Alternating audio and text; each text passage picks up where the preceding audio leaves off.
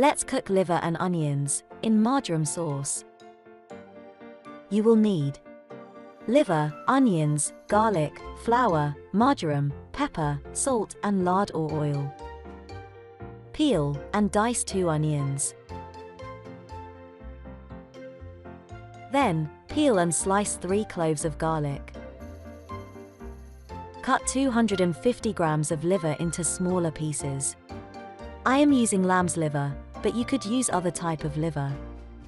Season the liver with a teaspoon of dried marjoram and with 1 teaspoon of crushed mixed peppercorns.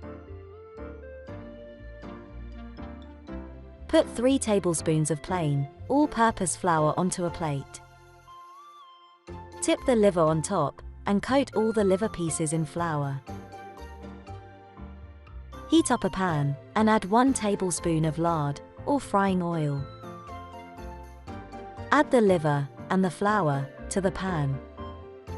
Fry the liver for about 3 minutes. Next, add the chopped onions. Fry everything for another 3 minutes. Then, add the sliced garlic. Fry the garlic just briefly and cover everything in boiling water.